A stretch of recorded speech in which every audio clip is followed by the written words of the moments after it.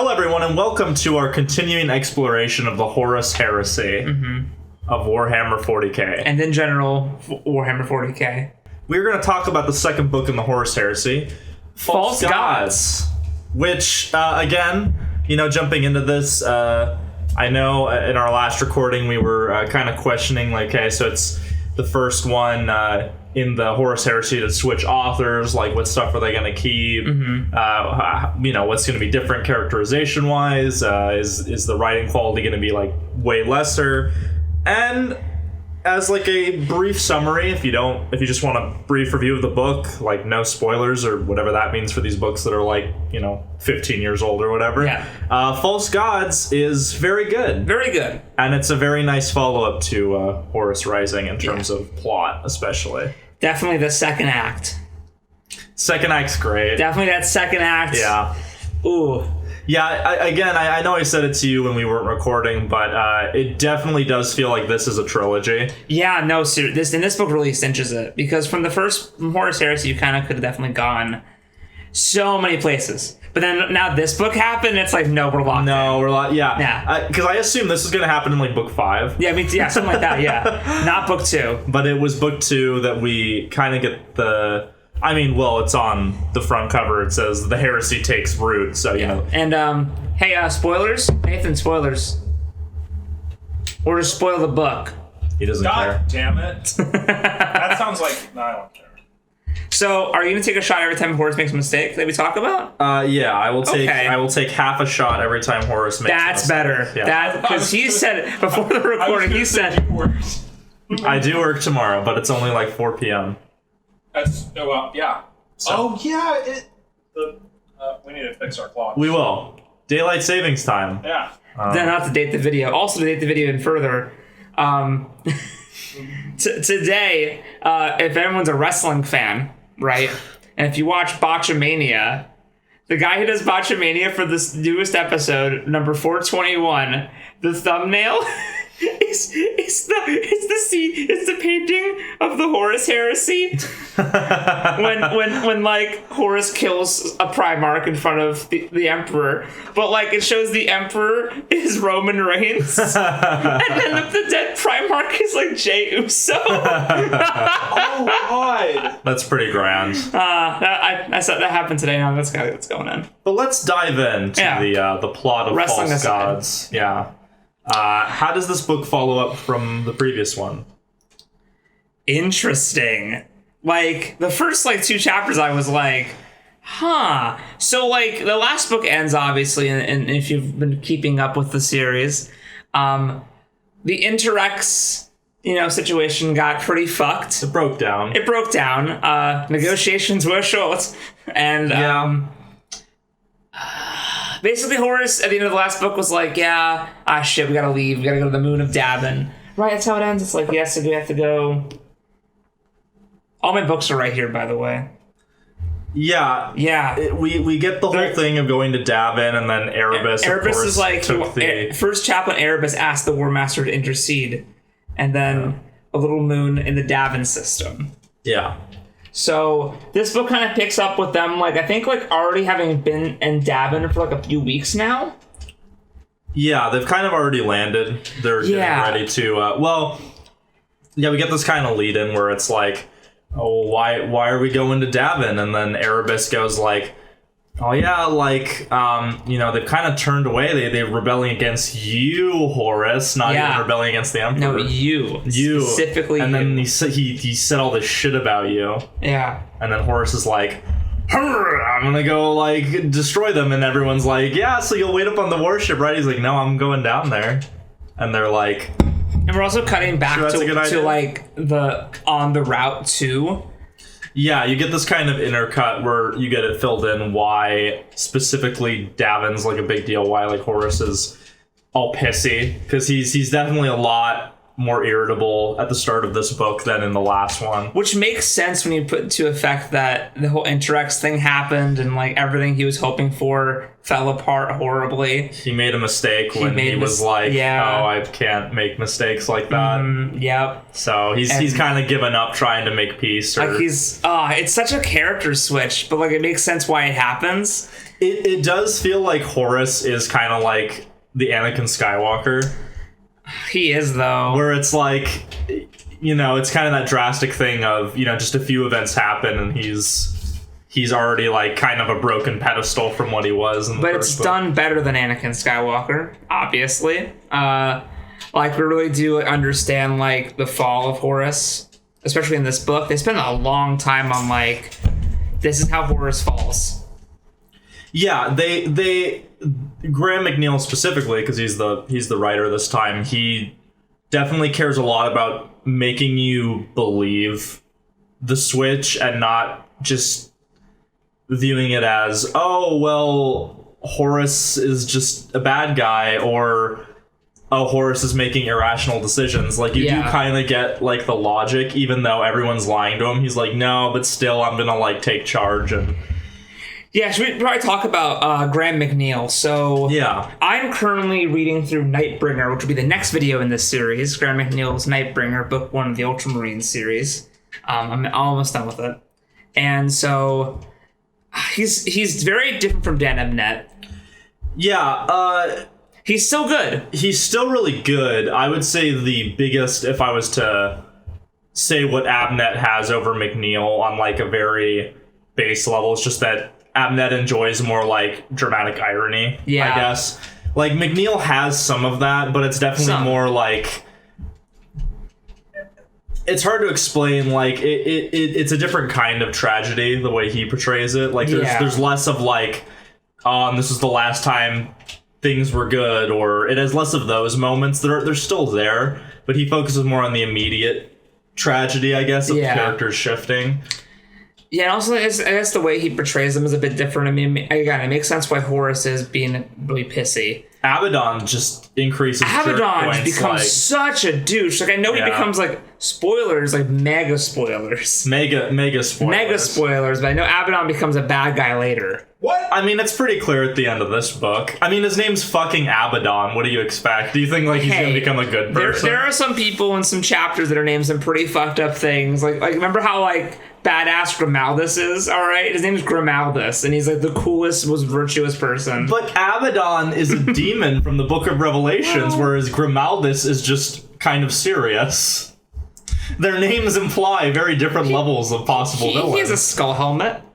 It's true, but there's so many skulls and eyes over. Well, there's other things too. That's just one example. Yeah, it's just. I mean, I kind of knew already that Abaddon was going to become one of the Chaos Primarchs, basically, but it was like, your name's Abaddon. I knew from spoilers. I already know, like, ahead of time. But yeah, in this He book, becomes whereas in the first book it's like, oh, Abaddon's kind of the stern one, and then Tarek's kind of the jokey one. he's got some character flaws. In this book, it's like, no, he's very clearly, like, the biggest douche in the story. Yeah, like, yeah. In the first, it was so subtle in the first book that, like, he was, like, kind of the gruffer of the two, of him and, like, Torgodon. And there's a thing, I mean, obviously, like, since we do jump a little bit, it implies, like, oh, well, Horus has become more bitter because of the Interrex, so Abaddon's becoming more fed up with anything that's not immediately massacring the enemy, and... Yeah. Classic Space Marine drama. Classic Space Marine drama. I mean, like, there's several times where Abaddon is, like, I think it's, Karski, like, he almost, like, kills him. Yeah. There's so many times in public where it's like, Abaddon, we can't just, like, kill people in public like this. Like, what are you, an idiot? Just wait. Well, We'll get to that. you know.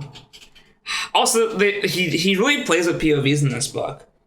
Like, Cassie gets so many point of views in this book, which I love. Who do we say should play him? I forget. Who was it? Oh, man. It was a good joke. Yeah, I don't actually remember who it was. Why? It was Jason Lee. It was Jason Lee. I Yeah. was gonna say, I that sounds familiar with Yeah. all of the casting discussion of. Yeah, no. Karski would be totally Jason Lee. He gets a lot of screen time in this book, Jason Lee, and thank God. And it could have gone both ways, but I was surprised that he meets his end in Yeah. the story, and it's off screen too. And also, like, it was well built up, though. Oh no, it was. It was earned. It was good, but after the first book, where I'm like, I'm surprised that he lived to the end of this book. I thought he died in his first POV chapter, and then in this book, it's like, oh, we're building him up so much. He's doing the. Well, that's what's great about the end of the book. I mean, we're not there yet, but we'll go to the end of the book. We'll come back around like 2 hours. It's fine. So let's kind of go through the plot. Loken, he's kind of like, isn't it that? So at an early point in the book, Erebus, the fucking dolt, basically gives away that it was a sword that was stolen from the Interrex, and then Loken literally goes, yeah, we never knew what type of weapon it was. They never told us.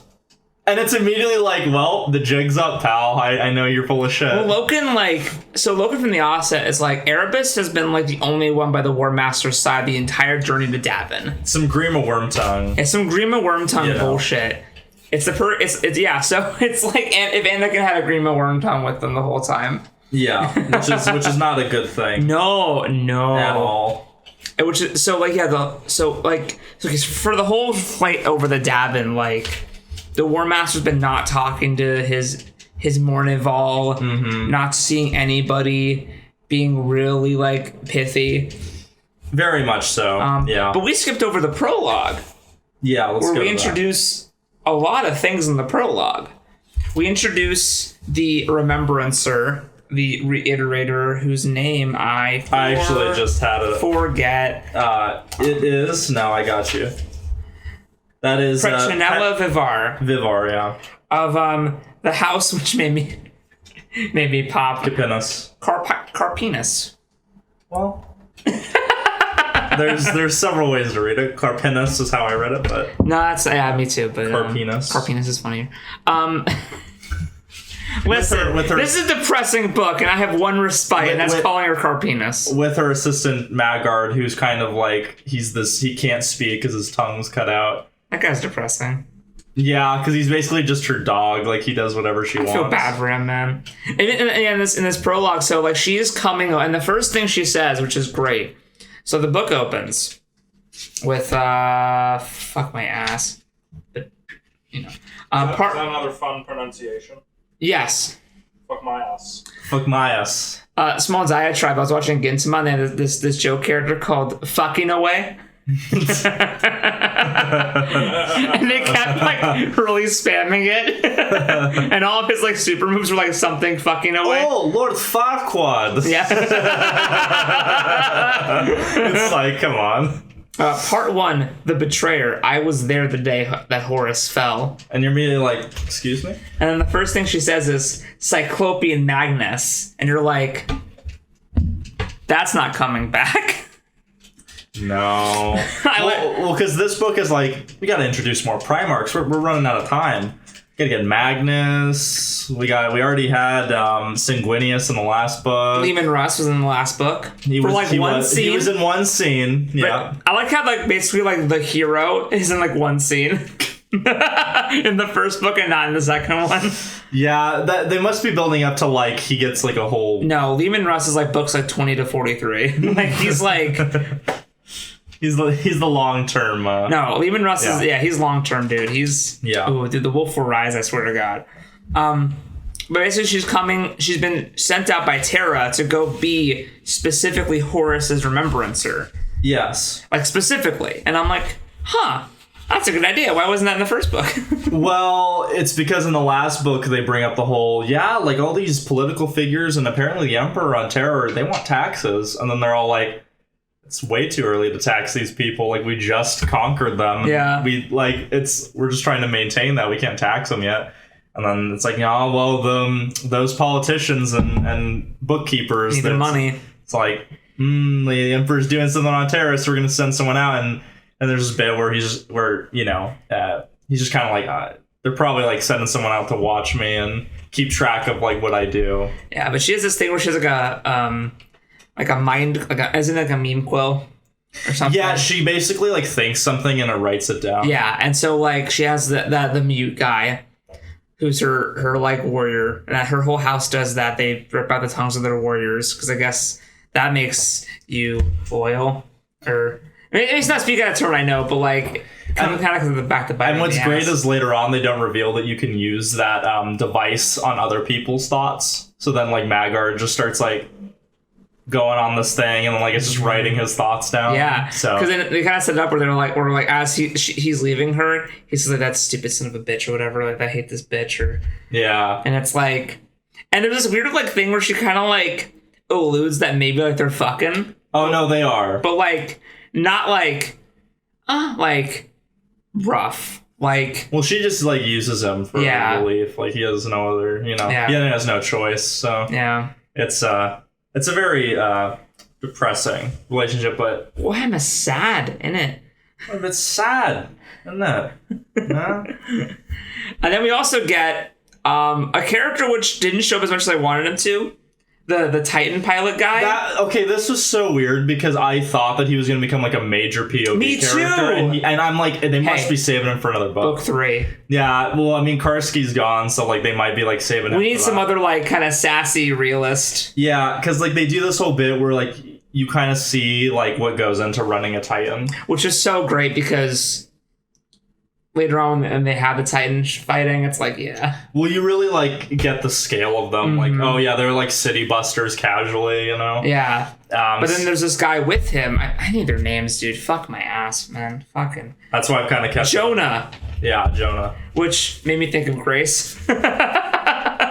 Made me think of necrosis. Yeah. That's an insight. Well, and it's like Jonah in the belly of the beast. Yeah. You know? Oh, that's good. I don't get these things that you do. No. It's like when we watched Mother in theaters, and I'm like, so you got how that was like the creation story, and like that was Noah, and like that was Cain and Abel, and you're like, wait, what the fuck are you talking about? I'm like, no, the symbolism was all very obvious. It was all right there. R2, the Mother was the best movie for R2, completely different upbringing. Because you were like, oh, I totally had like this weird, like this different thing, and I'm like, well, I don't even remember what my original thoughts were anymore. Like you've overwritten my brain. Yeah, because once you said that, I was like, oh, obviously. And I'm like, get it? Javier Bardem's God, and then that's Jesus, and he gets thrown to the crowd, and they kill him, and she's, you know. Yeah, like once you said it, I was like, stupid idiot.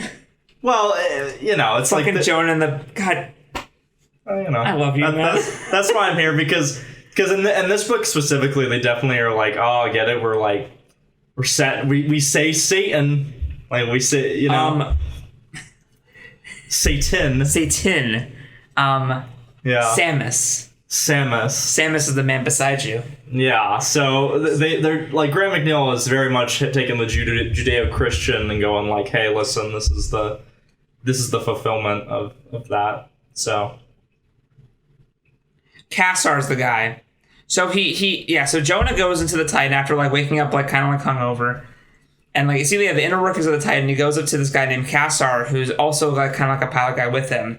But he's like reading like a pamphlet of like, oh god, what's it called again? He's reading like the shit where it's like saying that the Emperor's God. Yeah, he's reading one of the pamphlets that Keeler is creating because the setup at the end of the first book where it's like, oh yeah, she's like starting to believe and pray to her little charm, and then in this book it's like she's organized a whole religion now. There we go. You want that is known as the Lectio Divinitatis.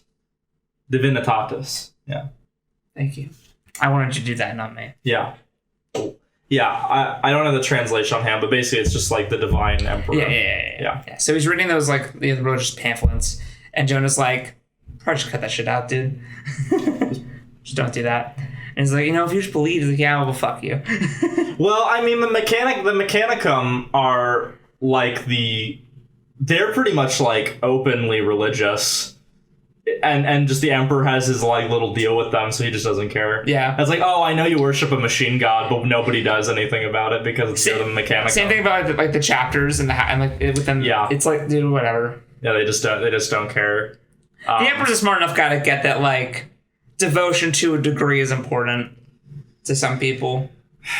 It's like it's out of hand. Well, but it's again, like I don't have enough of a read on the Emperor because pretty much all we get is like through Horus's POV of him.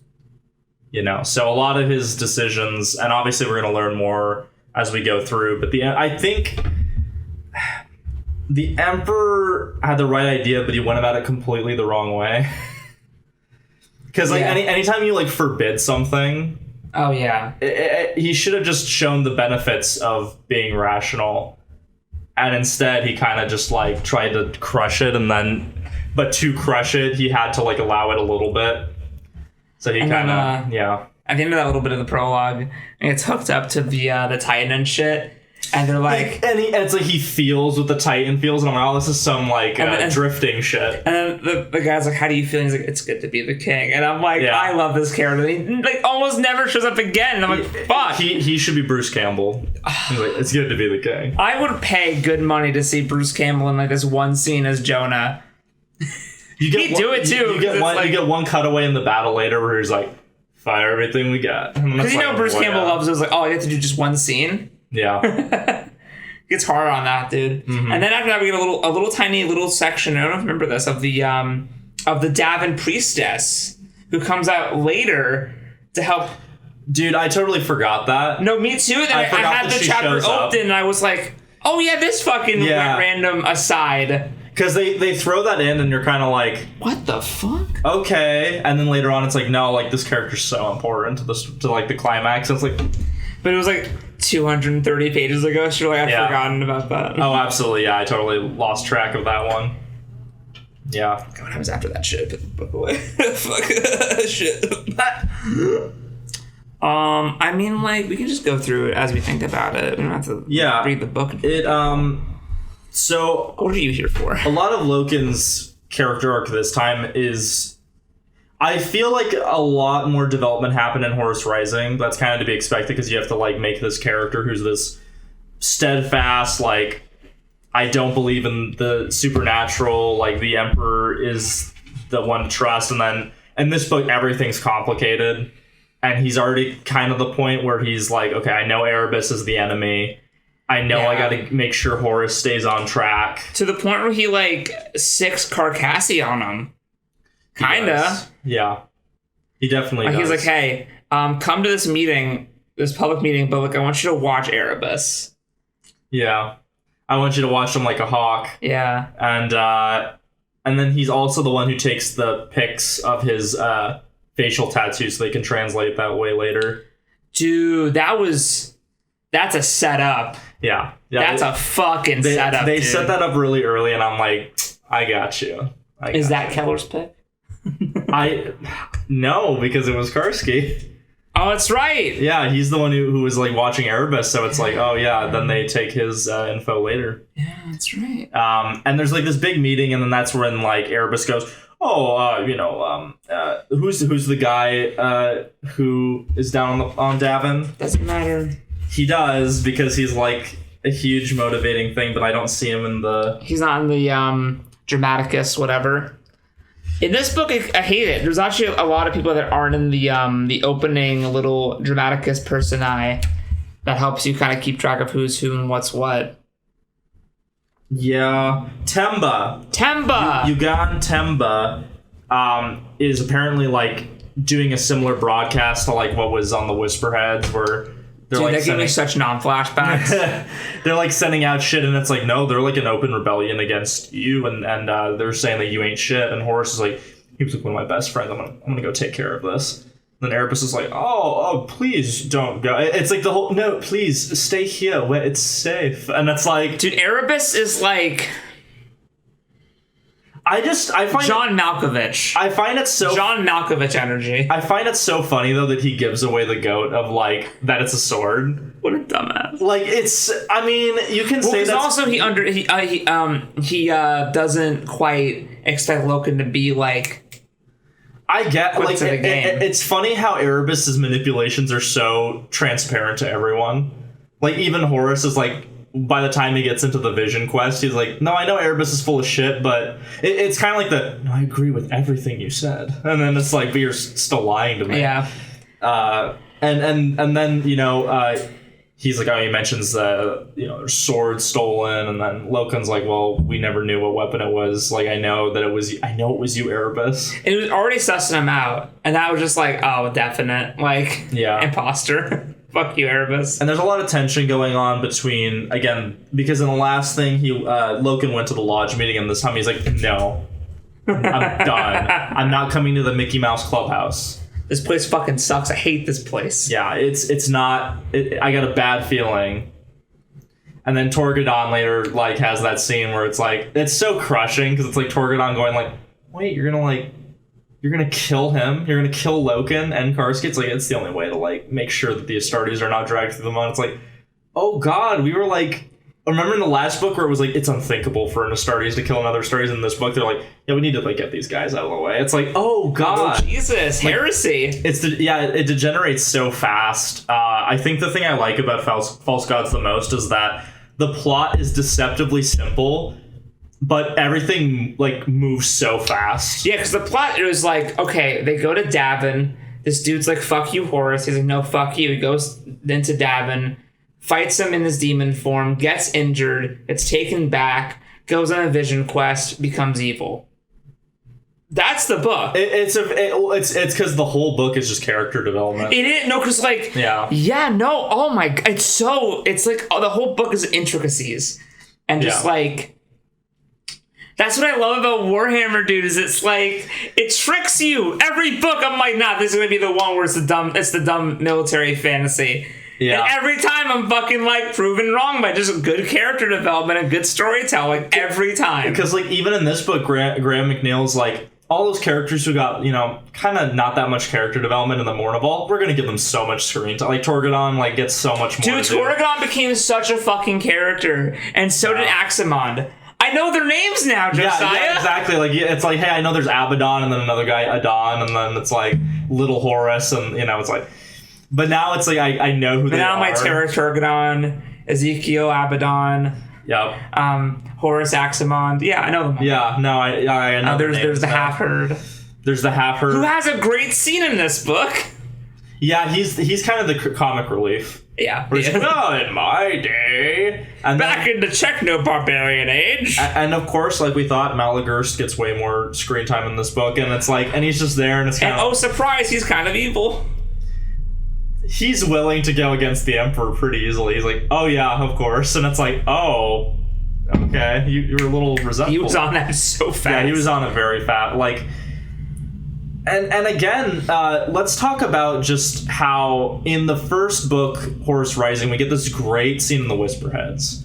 And it's this very cosmic, like, shock horror of like, oh, Jubal's just gone crazy. He's killed these Astartes. Like, okay, we kill him. He's actually alive now. He's even more monstrous. Like, he just is ripping people apart. Like, we got these, like, images of him where he's, like, bending the fabric of reality because he shouldn't exist. And it's, like, very unsettling. And then in this book, it's like, we're just gonna give you like Nurgleites. Like they go down to Davin, it's like, yeah, like it smells really bad. Like there's a lot of dead bodies, and it's like, even through their filters, it's like, ooh. Because I think it's like, I forget if they introduce it when Erebus is talking about what Temba is saying, because they mention Nurgle, like the Nurgleth or whatever, and then it's like, and then they get down to the planet, and it's like, oh, it smells, and I'm like, and then it's like, yeah, there's like this fog, and then it's like, oh, there's all these bodies, and I'm like, okay, this is gonna get real, and like, it's like, yeah, like, you know, they could smell the bacteria and viruses just like, but because they're Astartes and like... It doesn't matter. It's fine. Like Horus, he just walks with no helmet and like, yeah, it's a little unpleasant, but it's no danger of hurting him. And then... And like, I think Torgadon like gets like thrown under water and like drinks a whole like... Yeah. And he's like, yeah, like I drank it and I could tell that was like the really most poisonous shit, but I'm an Astartes, so like it doesn't matter. But then like the bodies start coming alive.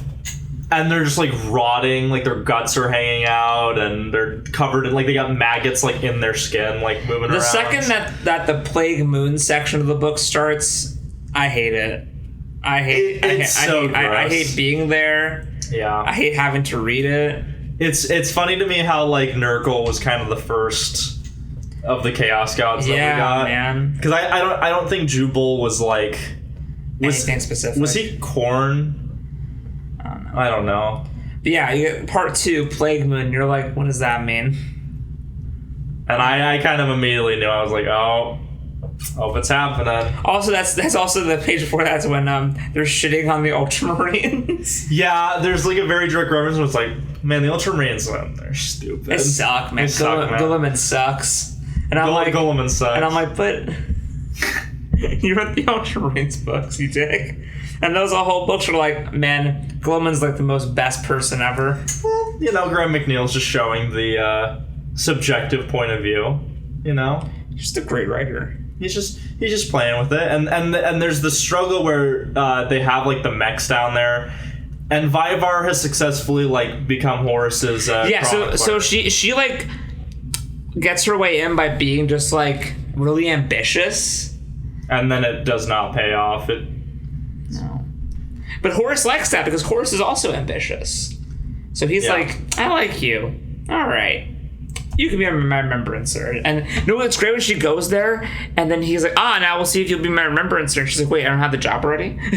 Yeah. She's like, wait, what? But she goes down to the planet. She sneaks down onto the planet. Well, they get shot out of the sky by the Titan. Yeah, because they come in and the Titan's like, you don't know who that is. They set it up earlier by being like, oh yeah, so many ships are going up to the Davin moon. Because like... Okay, like we kind of like talked about it a little bit, but Erebus really riles up Horus. Like, oh yeah, really bad. Like perfectly pushes every button just right. He's like, we're taking the whole entire fleet to Davin. We're gonna fuck their shit up. And they do, and they have the scene where it's like all the ships go in there, and they mentioned it during like the narration of like, there's so many ships and no one noticed the one civilian ship going down with all the rest. And I was like, okay, what does that mean? And then like a chapter or two later, then you kind of forget about that one little sentence in the middle of this big epic description. Well, the way they do it is they have like from the Titan's point of view, there's something coming, and you're like, I don't know what's going on, and then they shoot it, and because you don't know like what the Nurgles are, they're like, oh shit, they have a flying thing. Yeah, that's what I thought. And I was like, oh no, flying Nurgles. Yeah, and then oh shit, and then they shoot it, and then it's like, oh, it's Vyvar's ship. And fuck. Then her and Maggard go down, and it's like, we get like this horror movie scene of like Maggard like trying to fight them off, and it's like, but you think he's not a Space Marine? No, and she's just like getting her mind broken, and like it's so bad because the Astartes are so caught off guard that like a bunch of them get killed. It's pretty bad actually. Like Loken, like there's some very good scenes where it's like I don't know if some of these characters are gonna die, and thankfully they didn't. But this scene does have lasting consequences. Yeah, because basically there's forever, literally. There's this ship that was Temba's like command ship, and it's like just basically destroyed down on the planet. And then it reminded me of the bin at the end of Halo where you find the Pillar of Autumn. It is like it's overrun with a flood, and it's like yeah, it was definitely like that because you get like this zombie movie going on where it's like, okay, like you have to take their heads. Like if you don't take their when heads. they said that, I was like, it's a zombie movie. There's this great line where like this guy's like, I must have killed like 1,000 of these. He's like, you've probably shot the same one like 1,000 times because you didn't take their head, you idiot. Yeah, Horus is like, no, Loken's like, guys, you need to hit the heads. I've cut down so many of these guys that have like bolter wounds in them. Yeah, because they just get back up. Yeah, and Horus is like, I'm gonna go like right into that ship, and then Loken's like, like maybe him and Torgadon are like, maybe you shouldn't do that, and then Abaddon is like, no, we go in. Yeah, what are you, pussy? And then Horus does this really sly bullshit where he's like, okay, I'm gonna go in with remember the two captains, the either and the or. Yeah, takes one of those with him. Yeah, and then Loken's like, but I'm like part of the they put him in the back. Like the most like the spot of like no honor. They put Torgadon and Loken. They're both like, it's so depressing as you just slowly see like this fellowship break apart because it's just like you have one book of them like on good terms, and this immediately in the second book it's like and all good things come to an end. It's fucking sad, dude. And Horus goes in there and there's like fungus and like the walls are like covered in like organic shit and it just gets really bad, and the whole time like Loken's like telling him like, dude, we need to do this, this, and this. Yeah. Because like this is the smart thing to do. And then he gets in there and he's like, no, fuck you. Goes a bit further and it's like, maybe Loken's right. I don't know. But it's too late. Yeah. Because like by the time Horus is like, maybe I was a little rash. A little rash. Maybe I should have had some recon going before me, and it's like too late. Like the ship, like what happens? Like the ship fucking starts like to cave in on itself. Yeah. Shit. The stuff collapses, and then Horus like gets like thrown down a fucking shaft and gets impaled. Yeah, but he's fine. He's a Primarch. He gets up and that's a secret that will come back later. That's a surprise tool that'll help us later. He gets it. But then he encounters Yuga and Temba after fighting through it's like the scene from Old Boy where he fights through the corridor, but for like 30 minutes. Yeah, where he's just like going through them, and and he's like, "This is true combat. Like I am really fucking their day up." But he finds Yuga and Temba, who's basically become like Jabba the Hutt. Like he's so swollen, like. But Jabba the Hutt is like a boomer from Left 4 Dead. But it's so bad because like his lower legs are really thin. Yeah. So like he's just this fat. He's this fat fuck who's just like. Oh, and also, ground. And it's like, I forget which one it is. Who Horus is like, my God, you've mutilated you. You've mutilated you. I forget because there's who are they? What are their names? There's Mar and Moy. Either or the or. Mar's the one that dies, right? Yeah. I'm almost there. The either dies, right? I'm almost there. I'm almost.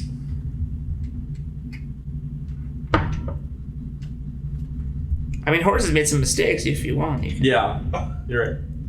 Well, he's made a lot of mistakes, so I gotta catch up. Oh, shit. Oh, no. Let's go again.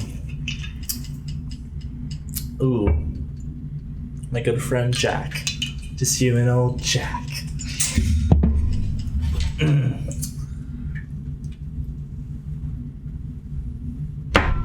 Moy's the one that dies. Yeah, Moy dies. Verilium Moy, the Or dies. The Or dies. Yeah, okay, so I had it flipped. Yeah. Which he's like at his feet, just like dead, and Temba's just like caressing this like beautiful sword, and he's like, "Oh, hello, Horus." He's got this sword, and it gets crazy where it's very clear the sword's like enchanted. Like there's a bit where Temba literally puts the sword up and he goes, Horus. And the sword just starts like moving towards him, like when it has a mind of its own. It's like, my God. I have expected him to like let it go and he'll be like flying back to him, and it doesn't go that far because Temba starts fighting him and he like hits the shoulder guard of Horus, and then he pulls and it just like cuts him. It's not like super deep, but it like slices into him, and then Horus is like, "Ugh!" Yeah. And then Temba, as he starts going down some stairs, and the sword's like pushing him forward to like sword fight Horus, and then like his ankles can't support his weight, and they just snap. But this is only after like Horus been like getting hits in. He like guts him, but he's like, yeah, he's the fat officials from doing like. And then like his guts are like trailing behind him. It's like, and then fat fuck. The whole time Horus is like, piss. What the fuck is wrong with you?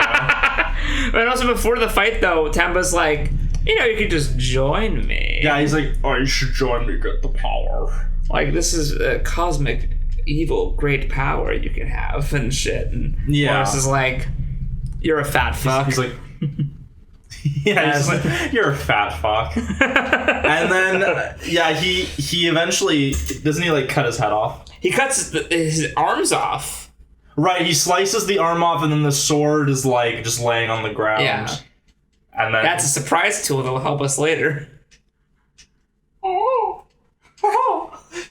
Thank you, fellow Mickey citizen.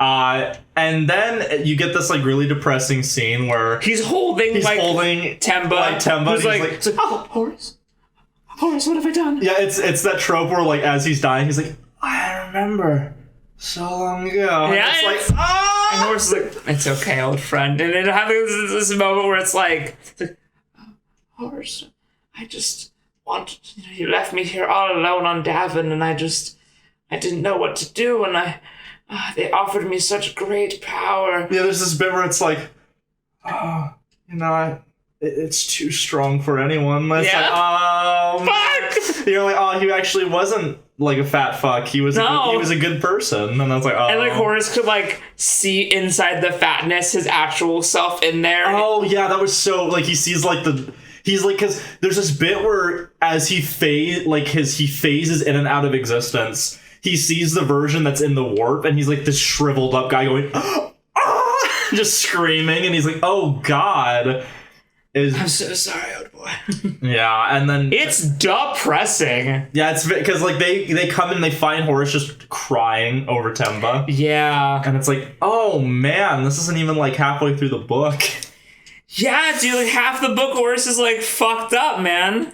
Yeah, because as Loken is immediately like, oh, we need to get in there right now. And so they like... Well, because after he kills Temba, like, the smoke clears and all the zombies go away. They start dropping. And Loken's like, sus. And he just gets in there and they find Horus and he's like crying over Temba, and then it's like, oh, I don't feel so good. And then he just falls over. No, not yet. No. Oh, yeah. No. So then he goes and they leave and they're regrouping and they go and they find Vivar and the guy. Yeah. And they're like about to get fucking killed. And then they show up and then Horus is like, goes up to the soldier and is like, you're a skilled warrior for like a normal person. Yeah. And the guy's like, why don't you speak? But then he like kneels before Horus, and then she's like, oh man, like he like worships him. And like, how do you have to just slay these beasts so? And takes his golden sword, and Horus is like, this is very fine. Yeah, because they set up that the sword is like helping him again, because since he's a normal guy, but that sword is like doing extra damage to them. Yeah. And it's like, why? And then like Horus is like in the middle of saying something to like the remembrancer or whatever, and then he just like, his fault. I was there the day Horus fell. I was there the day Horus fell. Because like she has her like mental quill ready. Yeah. And so like when it happens, she's like, the only thing like she thought was, I was there the day Horus fell. And it's like, my god. And then she's like... And then he's like just rushed back to the vengeful spirit like immediately. And everyone on the ship is like, Horus is dead. Yeah, he died. He's fucking dead. It's like pandemonium and chaos, and Karkaski and what's her name? Keeler? No, the other one, the black one. Not Vivar? No. The other one. The other one. So many remembrancers. There's a lot, dude. They need their own fucking section here, man. Why they don't, I don't understand. You gotta buy the DLC. For the book? Yeah. He gets it. Okay. That's canon. Am I blind? Am I going mad? Or did the word think escape your lips? They're not here. I know. Karkaski and Remembrancers aren't in the fucking opening thing. That sucks. What the fuck? I guess they're not important. Excuse me? But they're like half the POV characters. Yes. What the... Guys, Black Library, what have you done to me? You've ruined me. It's okay. No. It's okay. What the ass, man? What, Cinderman? No, not him. I said them. It's the black lady that's always with Loken. Mercedes. I know. It's so fucking complicated. Karkaski and Mercedes are on the ship, and they're like, we have to go find out what the fuck's happening. So they go to the observation deck. And they kind of look down. And then, you know, the Thunderhawk comes with Horus, and it's the Mournival, and they're carrying him on their shoulders. And there's all these people crowding around, trying to get a look at Horus. And because they think Horus is dead. They're like, oh, what's the rush? He's fucking dead. Yeah. But the Mournival is like, oh, he's alive. Gotta get him to the med bay. So when they get off the ship, all the people that are around, they just like trample through them. Trample them, yeah. And they just kill like 30 people. Well, it's not just the Mournival. There's like other Astartes. It's the whole company. It's the whole company, which makes more... If it was just the Mournival, be like, well, you could just push them out of the way. But... And they literally just steamroll through all the civilians. They don't... Yeah, they just... There's no, like, pause to think about it. And it's so just like casual. Well, it's weird because the book kind of like shows the horror of Karski, and then it just cuts away, and then people talk about it later. Because Loken like brings it up in a later chapter, like, "Oh, I feel really bad about what happened." It's like it was actually one of the weirdest parts of the book. It was really weird, and it's weird because it keeps coming back. But the actual moment itself was like done. Because I thought they were gonna cut to Loken and then him go like, there was nothing but getting him to the med bay, and by the time he like could recognize what was happening, like there was like 10 people like under his feet, and it's like, but that doesn't happen. They just refer to it later. And I get what Graham McNeil was trying to do here in this scene of having it seem so just like matter of fact that it's happening, that it just kind of feels like just a normal sentence. Yeah, but like you need to make it more of a oomph.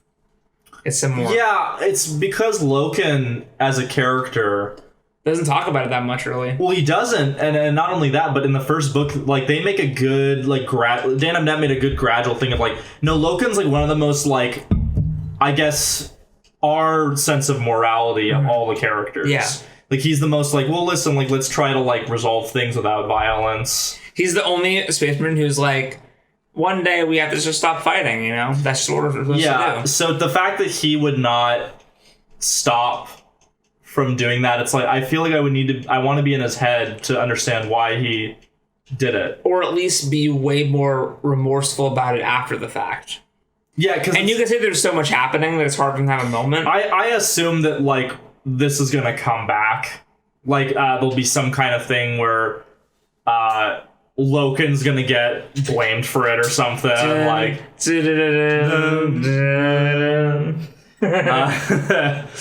Play the clip for reference. Yeah, then just in Uncle Vernon's hand, it's the book. Just throws it in the fire.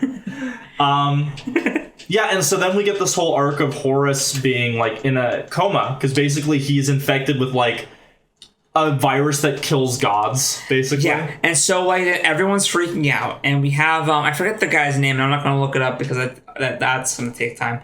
But the apothecary. Yeah. Who's there? He's really cool. I forget his name, but he's cool. The apothecary. Sorry, I just thought I was playing Warhammer 40k Deathwing with my friend the other day. You're playing Deathwing? Which is a hard ass game. You need like a full 4-person crew, but I kept spamming the heal button, or I need healing, which is I need an apothecary. I want an apothecary. I need an apothecary. Apothecary here. I need an apothecary. Sorry. That's a good game, but he's like trying to do everything he can to help Horus. Everything. They're like pumping him full of like fluids, blood, like antibiotics, like everything. And Abaddon's like, why don't you fucking help him? What are you doing? And he's like, I've never worked on a Primarch before. Yeah. Like, this doesn't happen, dude. And then it's the second time Abaddon almost kills someone in cold blood. I can't wait for the scene when Abaddon actually just kills someone in cold blood without thinking. Because the first time, I forget what Carcassi says during that, because it's after the. Well, no, we're jumping way back. It doesn't matter. It's okay. We're like he's watching Erebus in the meeting where Erebus is like, "Hey Horus, I'm manipulating you." And after, he just tells him, and Horus is like, "Ah!" Because then afterwards, like Logan's talking to Carcassi like about what happened. Carcassi's showing him all these things that Logan would never have noticed because he doesn't think like that. Yeah. And then like Abaddon's there, like, why are you always talking with these damn poets? Blah blah blah. I'm angry all the time. I'm man, I kill. You hang out with people who write songs. It's like Abaddon. And they're literally like this moment of going like, Abaddon, dude, like they're literally recording moments of your glory. Like, you should be happy that they're here. And he's like, oh, well, they get in the way even though they don't. It's like, okay. He's just a little bitch baby, dude. Yeah, a little bit. They're trying everything they can do to save Horus, and kind of the tensions are mounting, and Carcassi starts going on this epic quest because of what he witnessed on the deck. Okay, no, but I found out what Carcassi says to Abaddon. Yeah. So during the big thing that Carcassi notices during the meeting is that Erebus slips Abaddon the Lodge medallion, yeah. And then Carcassi straight up fucking to his face is like, what was that silver thing Erebus passed you? And Abaddon's like, He's like, Yeah! But it's a space marine in full armor, just like. So it's like it's pitched down Bilbo with battle armor. no, you see Frodo. Frodo instead of the ring, it's the log knife. I should like very much to hold it again. He basically goes like, yeah, was that thing you passed between them? And he's like, and then Logan's like, what are you fucking doing, you stupid bitch? Oh my god, no, this scene is so epic. They like Cassie is such a great character, and I'm so sad he's dead. Me too, man. Because I thought he was gonna be like a long running character. Cassie's like, yeah, no. Erebus is manipulating him, like straight up. Like that's obviously what's happening. And he's like, oh, how dare you? And you're like, no, like, no, listen. Yeah. Like, dude, Cassie, man. I mean, it makes sense why he's dead because like he's such a little shit. He doesn't have the good sense to like keep quiet until he builds up like more stuff he can blackmail. He's with. like as smart as Littlefinger, but with like the mouth of Robert Baratheon. Like he has all the intelligence and wherewithal Littlefinger, except he has the drinking. So you mean Littlefinger in season 7 and 8, where he just tells he all doesn't his get to 8, dude. Oh right, He sorry. doesn't get to 8, 6 man. and 7. Whatever. hence my point. Yeah, 6 and 7. Yes. God. Another time, perhaps. You know what? I could also see that actor playing Cassie. Yeah. Like just like, hey, do Littlefinger, but like talk like Robert Baratheon. They never tell you how they shit themselves when they die. First Captain Abaddon. What was that silver thing I was passing in the meeting? Must make you pretty upset to know that he eats and drinks and shit. Fucks himself into it. Yeah. But no, we can't talk about Game of Thrones every time we do the video gets cursed. Yeah. We can't do it. No, we've averted it. We did several videos that have come out. I know, but I still remember. Before our first ever Game of Thrones video, recorded like 8 of them, and then they all got like corrupted for some reason. And it was like, it's the curse? Little did we know. This is cursed. That's his curse. But Erebus kind of... He becomes even shiftier after this point because Horus is like, he's in a coma. And then we start going on this like... Cassie basically goes, I'm gonna fight the man. I'm gonna do all these like amazing poems. This is the best thing I've ever done. I'm not showing Loken because he won't let me do it. I'm gonna like put my manuscripts everywhere for people to read. Well, because he figured out that because he's sitting there drinking after like Horus is like in a coma, and he's like, he's talking to some bitch that he's trying to fuck or whatever, and like Keller's like kind of talks to him for a minute, and then like. After she's gone, he notices that there's like a pamphlet on the table. And he's like, "The fuck is this?" It's Vivar. Vivar notices. No. This is a different scene. Okay. I'm earlier than that. That's Yeah. later. I know what you're talking about, though. That's a different scene. That's when he's passing his own pamphlets out. Yeah. Oh, when he sees hers. Yeah. No, sorry. Yeah, Okay. Keeler has her pamphlet, and he's like, "What is this?" And he looks over, and she's like passing them all to every table. He starts like grabbing them all after her, and he's like, "What the fuck are you doing, bitch?" And like, he does it in her cabin, and it stinks in there. And he's like, "You have a fucking printing machine in here? Are you making like God Emperor Bibles in here? You fuck! What are you doing?" And she's like, Cassie, it'd be a lot better if you believe in Jesus. And he's like, "No, you dumb cunt! What do you want about?" What are you doing? Yeah. It's... And then that gives him the idea later. It gives him the idea, I'm gonna print my own stuff. But mine's like, secular. Well, it's also he's trying to like tell like the true story. The true story through verse, making because Malcolmhurst and some of the other higher ups are kind of trying to like silence the whole like they're like what people died on the fucking observation deck thing. But it's very clear it's spreading to other ships, and then it's Cassie's determination to like do this last great work where they're like, yeah, he needs to go, and he's like the very like last thing of his Bondsman 5, and I'm like, fuck you. Yeah. I don't like how you set that up. Yeah, I should have realized then that he was gonna die. Yeah. But for some reason I was like, maybe he'll live. Yeah, well, because he's such a good character. He's such a good, like, foil for the universe. Yeah, he is kind of like the guy who was like, no, we need to not be Warhammer 40k. And Yeah, it's like, unfortunately, this is a prequel. I'm so sorry, there's also a great scene with Vivar and the Mournival where, like, the Mournival are all joking around and shit. And they're all, like, palling and, like, you, and they're fucking with each other. And then Vivar and Horus show up, and Horus is like, well, they might not look, but this is my most trusted advisors. And they're all like, wait, Horus likes us again? Yeah. And then this is the scene where, like, Abaddon kind of has a better idea of remembrancers because they explain, like, no, yeah, like, you have great deeds, but like, you can live on in, like, legends, basically, for, like, millenniums. And the irony here is he will, just not for what he thinks. Nope, not for the good reasons. Not for good reasons. Hey, Abaddon's still alive in current era, I think. Yeah, nobody likes him. No, I didn't say that. I said he's still alive. Well, he'll get killed by Rust or something. Failbadon, as he's known in the fandom, because he keeps fucking up his attempts to win. Yeah, I know there's this one game where it's like, Abaddon's 13th Crusade. And I'm like, that's not good. Remember the actual Crusades? How they, in fact, got worse as they kept doing them? The Children's Crusade? If you're at 13... I need to rethink some strategy. That'll be the thing is when we get more on Abaddon, I want to match up each of his crusades to an actual crusade from the real world. This was Abaddon's Children's Crusade, where he brought like the little demons. But so Horus is in almost about an hour. He's in a coma. And Loken decides, hey, Torgadon, you and me are gonna go back down to Davin.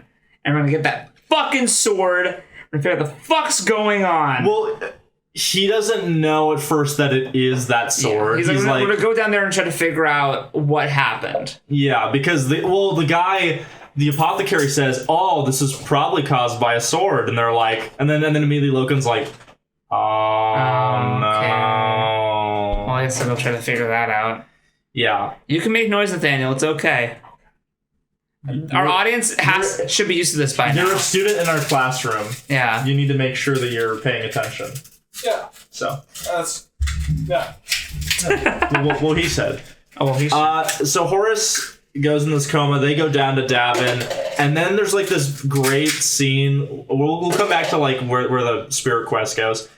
But the lodge meets up and Torgadon's like, oh, what's going on? And Malagursta's like, yeah, we need to like do anything we can to save Horus. Well, they have a lodge meeting without Torgadon and Loken. Yeah. Yeah, they're and Malgahurst is there, and they're like, Malgahurst hasn't been to a meeting in like forever, and he's like, I know, but I have to now.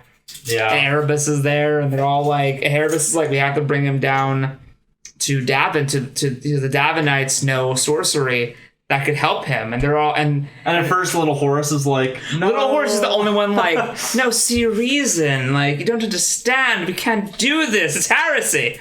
And they're like, no, we have to do whatever we can for the good of our Primarch.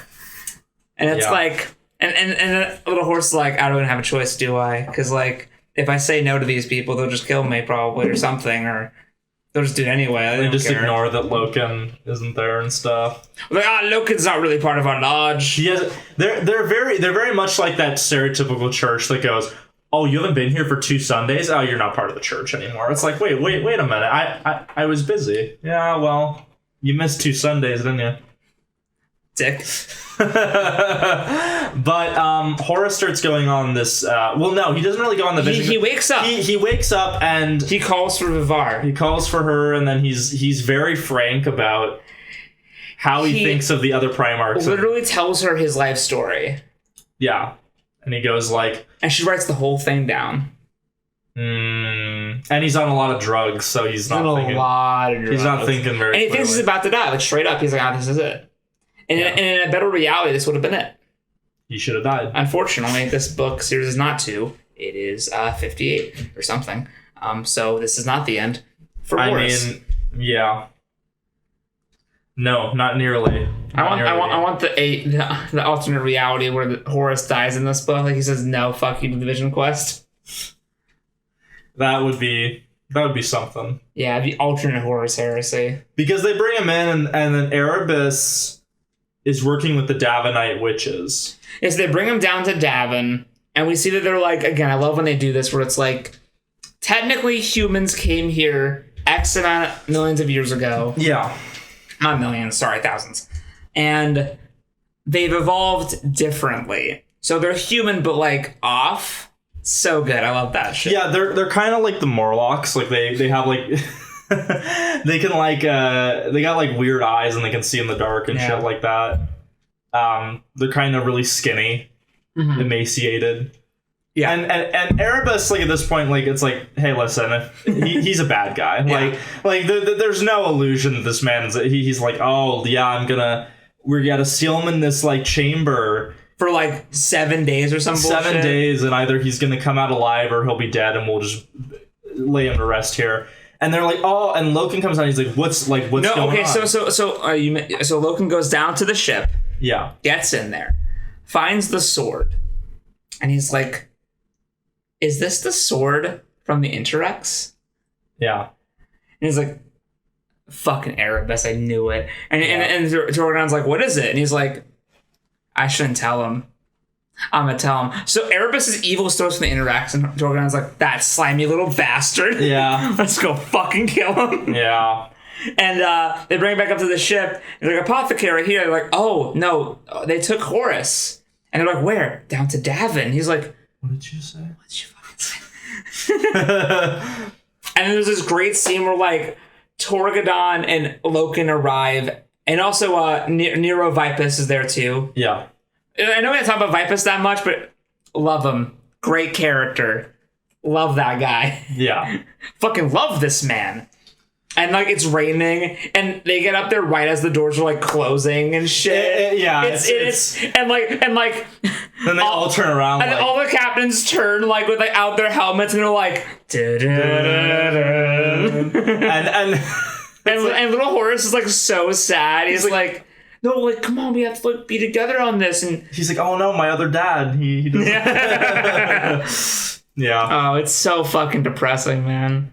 Because you just see they're like, hey, like we don't want to fight, but like this is what we need to do to save Horus. And then he's like, this is a bad idea. Where's Erebus? Oh, Erebus must have gone up to the ship. And it's like, no, he's in the temple. He's like in the secret room with like these cultists like chanting and like doing rituals and shit. And then Erebus POV was like, yeah, no, so like gods and shit and the warp and evil, and it's like, you fuck. Fucking word bearers. I hate you, man. I hate this nobody place, likes man. Erebus. No. Nobody likes him. But there's this bit where, this is jumping ahead a little bit, but the priestess is like, oh yeah, like we're gonna sit there. So let's talk about this. Yeah, so like Erebus is like, okay, so Horus is in there having a vision quest. But there's something else in there with them. So we have to like, because we skipped. Okay, we'll go back to that. Yeah, we'll come back.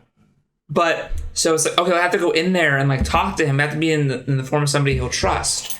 And the witch is like, oh, we can do that. Yeah. It's like, okay, good, so do it. It's like, yeah, we'll have to do it. But first you must die. Cuts his throat. He's like, oh, fuck you, bitch. But we skipped over the Cyclopean Magnus scene.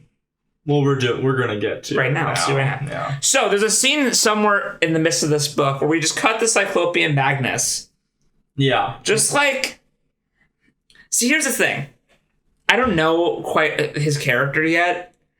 But I feel like he's like a chaotic good.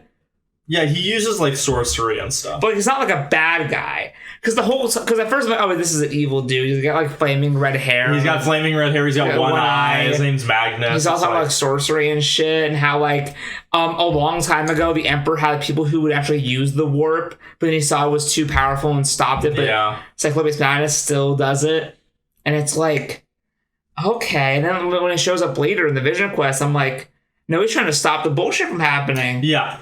Yeah, because Horus has this thing, and man, like this would be like where an adaptation of this book would be so good, because he's like in this field.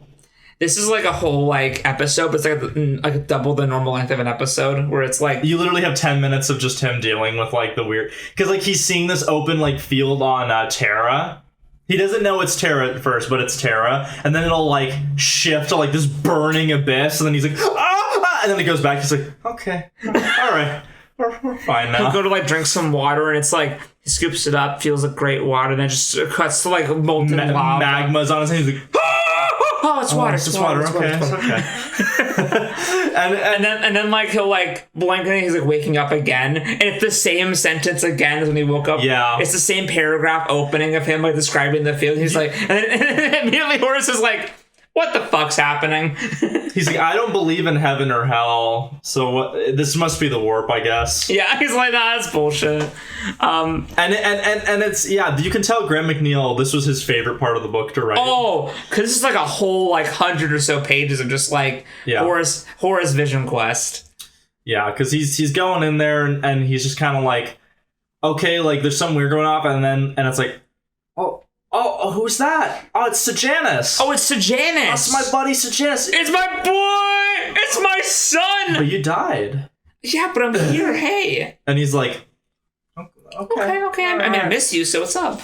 Yeah, and then later on he reveals like, oh, I knew that like you weren't like totally on the up and up, but he's kind of like, I'm just glad that I'm not like going between hell and heaven. So okay. And so, what is Horus and company doing? Well, because Abaddon, Aximond, Malgahurst are like chilling by the temple. They just stay at the temple doors like the whole time. Yeah, so it's Horus. No, sorry, it's Loken and Torgadon that are off doing shit. What are they doing this whole time? I forget. I know there was one time where like Cinderman asks Torgadon to grab Keller for him. So he goes to Cindermen, and this is where like the bomb gets dropped of like, oh yeah, like they get really honest with each other. They do, and there's this bit where Loken sees like the symbol on the walls of the temple, and he's like, that looks like the apothecary's like, and it's like, oh, because on Earth they have the twin snakes on the tree. Yeah, the caduceus. Mm-hmm. Yeah, and there's that bit where Cinderman's like, yeah, like actually, like, serpents have a lot of he does this whole speech where, like, okay, when you first start getting into Warhammer, you're like, the name Chaos is kind of fucking stupid. And then Graham McNeil's like, fuck you, no, it's not. I don't want to explain. I kind of want to pull it up for you just to read. Because, like... Yeah, I'll read it. Oh, sorry, I read the bit where Erebus gets memed. It was pretty funny. If you can find it before me, it's also good. Did you instantly find it? I'll fucking hate you. No, I got close. I saw Cinderman. I just need to find the page that says Satan. Satan, I should say. Or Chaos. He shows him the he's like, oh, the serpents, and he's like, oh, that's interesting. He pulls up like some images, and then he's just like, don't you see we carry our myths with us, Garviel? We don't reinvent them. Cinderman turned the page to show yet more images of snakes and said, here, the snake is a symbol of energy, spontaneous creative energy, and of immortality. Immortality? Yes. In ancient times, men believed that the serpent's ability to shed its skin and thus renew its youth made it privy to the secrets of death and rebirth. They saw the moon waxing and waning as the celestial body capable of the same ability, and of course the lunar cycle, with long associations of the life-creating rhythm of the female. The moon became the lord of the twin mysteries of birth and death, and the serpent was its earthly counterpart. And then Loken's just like, the moon. Well, because it's great because like when they get to when it's raining and shit, and there's this pool of water by where the temple is. And like the moon of Davin's reflected in the surface like it was the night he became part of the moon of all. And it's like, oh no. And Cinderman goes on, he goes, oh yes, here it is. Ah, yes. A word for serpent in one of the lost languages of old Earth was Nahash, which apparently means to guess. It appears that it was then translated to mean a number of different things, depending on which etymological root you believe. Translated to mean what? Its first rendition is either enemy or adversary, and I was immediately like, I know where this is going. Yep. But it seems to be more popularly transliterated as Satan. Satan. I've heard that name before. we spoke of it at the Whisperheads. And then it's like basically going like, yeah, the Samus spirit was probably the local equivalent to Satan. And it's just like, he just keeps going on. And then it gets really bad because then he's like, there's this passage from the Book of Atum. And then Loken's like, I don't want to read this, but I gotta to advance the plot. And he reads and he goes, I am Horus, forged of the oldest gods. I am he who gave way to chaos. I am that great destroyer of all. I am he who did what seemed good to him, and set doom in the palace of my will. Mine is the fate of those who move along this serpentine path. And then Loken's like, I'm no student of poetry. What does it mean? And Cinderman's like, it's a prophecy. But a prophecy filled. Yeah, and then Cinderman's like, yeah, at its most basic level, this prophecy speaks about the death of the universe. And it's like, oh no! Because you're like, oh, well, shit. There's like this demonic shit going on with Horus, and they're going to tempt him to the dark side of Satan. Of some form, yes, said Cinderman. Honestly. I believe that what I saw beneath the mountains was more than simply a Xenos of some kind, no matter what the War Master says. And what about this serpent as Satan? Cinderman, pleased to have a subject upon which he could illuminate, shook his head and said, no. If you look closer, you see the word serpent has its origination in the Olympian root languages as Drakon, the cosmic serpent that was a symbol of chaos. Chaos? Cried Loken. No! Yes! Went on Cinderman, hesitantly pointing out a passage of text in another of his books. It is this chaos or serpent which must be overcome to create order and maintain life in any meaningful way. This serpentine dragon was a creature of great power, and its sacred years were times of great ambition and incredible risk. It said that events occurring in the year of the dragon are magnified threefold in intensity. And it's like, you motherfuckers. Yeah. They got you. They got us. They got us. Like, so that's what Loken's doing. He's having a fucking existential crisis about everything. He's like, oh no, this is like chaos ritual. He gets it. Unfortunately, he gets it. Also, we find out that Keller has dived deeper into her religion. She's now become like the voice of like the local cult. Yeah. Essentially. Because the guy who was in charge of it was the Titan pilot.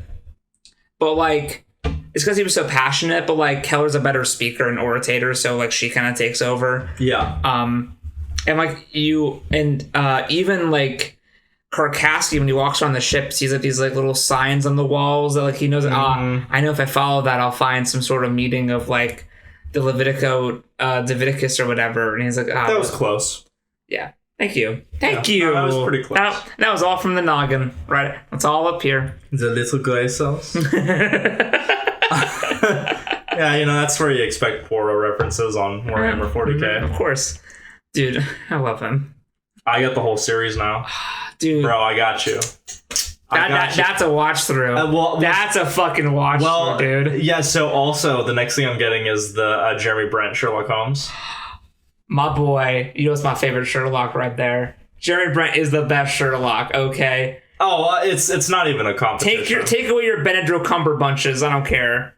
Sherlock's a bad show. It is. And you only realize that once you get to season 4, and then you're like, oh, this was always really bad. I don't know, in 3 I was kind of like, what's happening here? Well, the finale of 3, when I was like, if they're gonna do the fucking, you thought it was a big mystery, but it's not again, I'm gonna, it did, okay. Well, where he goes, you thought there was paper records. In fact, I just keep it all in my mind. And it's like, then why did you have documents you like gave out to people? Anyway, so Horus is going on this vision quest, and Sejanus shows up and is like, I'm gonna show you the way. You also gotta watch out, because like Horus is like seeing these wolves. It's like, it's the stand.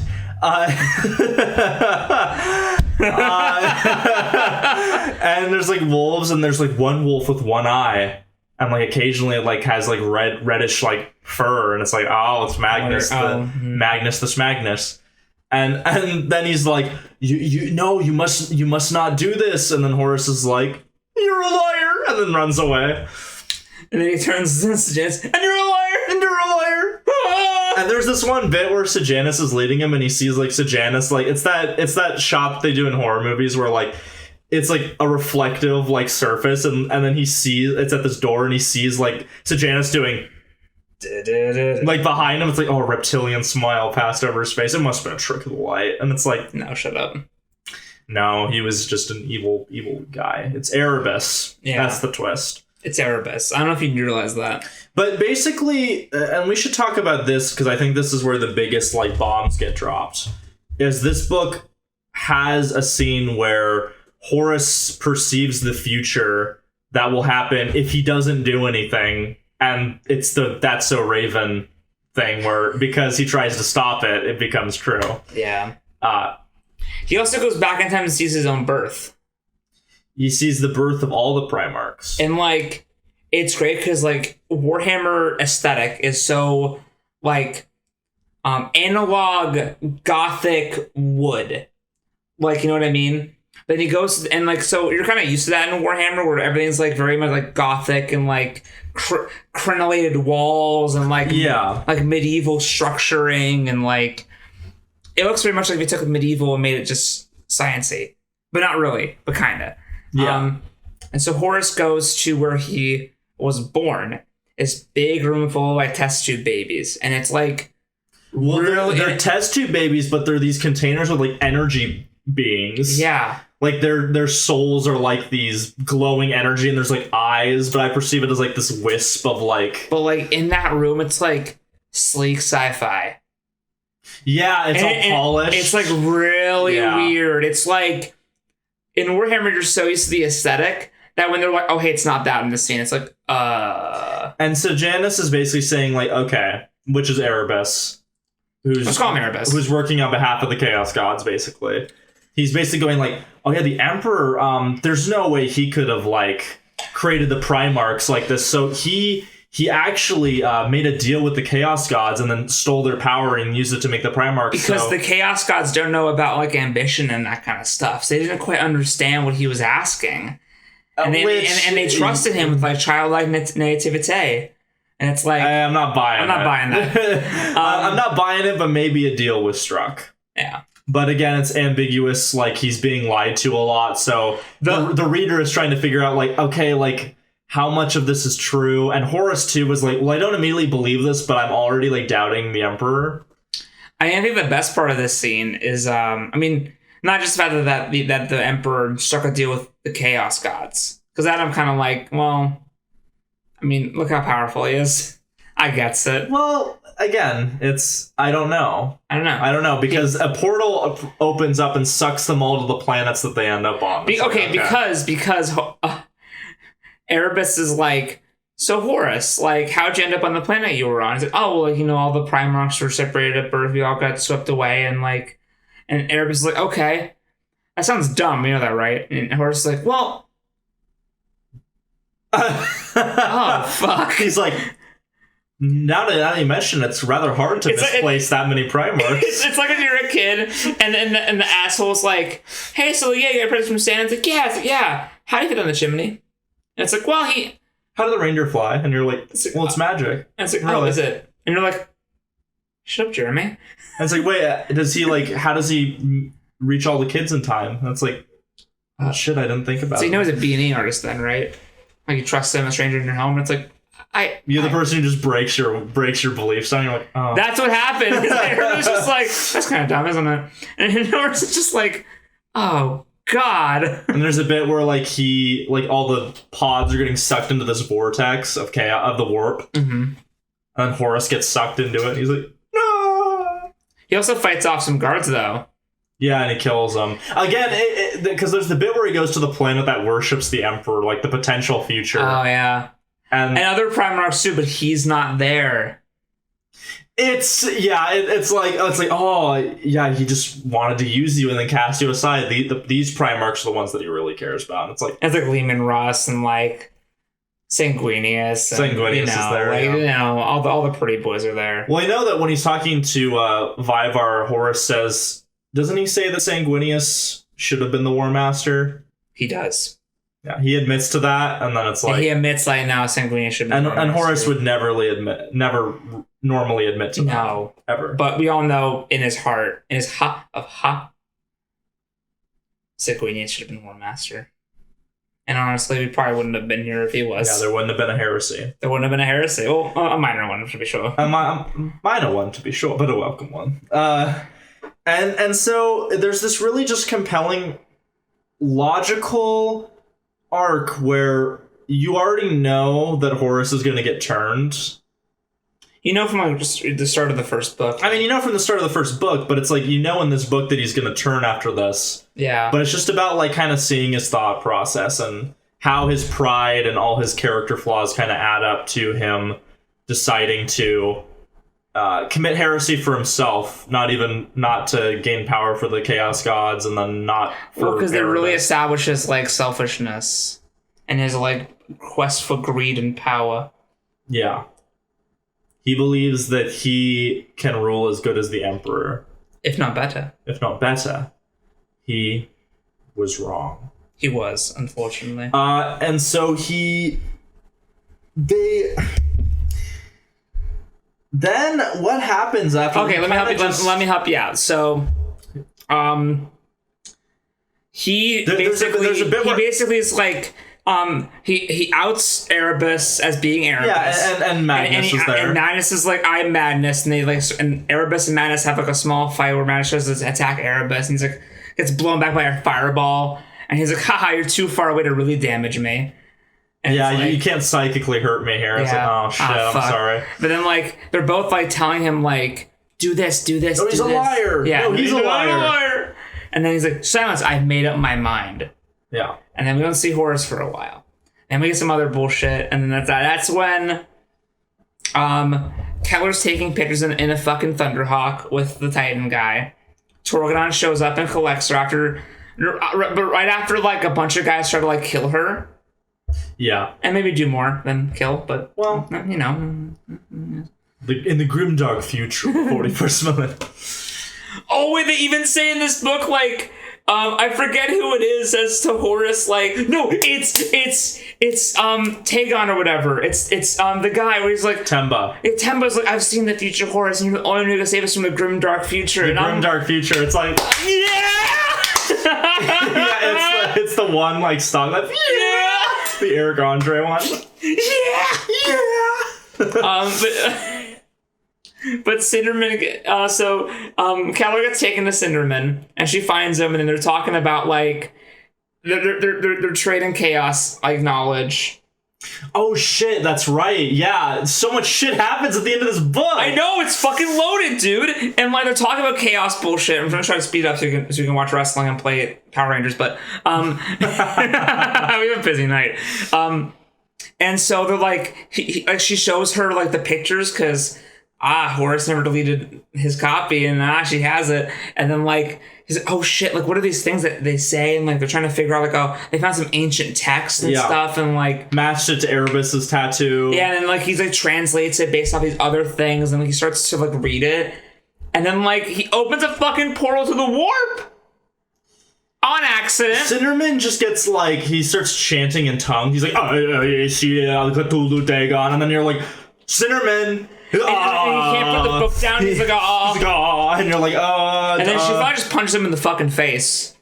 But unfortunately, it's too late. And a fucking like, it's like a blob. It's grotesque. It's a blob of like mouths and tentacles. It's a Lovecraftian monster. It's truly just disgusting. And it's laughing. And it's also kind of a beholder because it's just shooting things out of orifices. Yeah, it's kind of a beholder, and it's like, of course, it has the chaos thing where it's like fading in and out of existence. Yeah, and there's a bit where they like go behind this door, and then it just like punches through, and you're like, oh. But they're running away, and they're like, oh shit, oh god, it's like blowing up the whole fucking library, and then they're about to fucking die, and then like the ship's like psychopath person or whatever, the astropath shows up and is like, go, I can only hold it for so long, and it's like, Oh, psychic powers! Yeah! Yeah, yeah, it was great because it was like, oh, we waited a long time to do this, didn't we? Yeah. And you can from what we know, so secretly they always kind of knew about the warp, probably because the Emperor told them about it. But like, gotta keep it on the DL, you know? Yeah. Yeah. So it's like, ooh, that's good shit. And then like they're running away from it, and then like Keller's like, no, we can't just stand by and let this thing do whatever. And then she's like, and they're like, no, Keller, stop. She takes out like her pendant thing. Her pendant of the Emperor and is like, step back in the light of the Emperor. And then she gets washed in fucking flame, and then that's that. And like we move on from there. Well, yeah, there's a bit where like the warp beast is like not laughing anymore, going like, oh! Like it's kind of like, and then the Psyker's just like, my God, at this rate, you might actually like banish him, and it's like, oh, and then it just kind of cuts away, and it's like, well, that's a surprise tool. That's a surprise. It'll help us later. Oh, damn it! And then eventually Horus like Loken and Turgonon join the other members of the Mortal. They're like, well, we're here for the long haul now. I mean, there's nothing else we can do. There's just 15 more books. And then Loken, and then Horus leaves the chamber, and he's alive and well. And it's this moment of everyone going like, oh, Horus is alive, and then like even Loken's like, my God, it's so good to see you, and everyone's like happy, and you're like, oh no. It's tricky because we have like over 100 pages of him like building up to the fall, but we don't see his moment. And we see him say, I made up my mind, but we don't see the actual like transformation, which is kind of great. But because we all know what happened. Well, because it makes the ending so good when he has his council of people, and he's just like, so here's what we're gonna do. I'm going to take the Empire from my father. We're gonna go to Terra. They don't know that we've turned, so we have the element of surprise. So I will convert several other Primarchs to our cause, and I know which ones won't side with me, and we're gonna do this. And everyone's like, okay. Loken's not there, obviously. Neither is Torgodon, but it's like Malagurst is there, Abaddon's there, Little Horus is there, like all these people are there, and it's just like, yeah, so this is what we're gonna do. And it's so matter of fact that, and you're like, oh shit, like we're here. Like the heresy has begun. And also we find out that Keller's alive, just in kind of like a coma. Yeah. She actually defeated the beast. Yeah, she did the power of Christ. Yeah, and it worked. Because I thought when it cut to that, like after she gets washed in flames, cuts when she's fucking dead. This is a Quentin Martell story.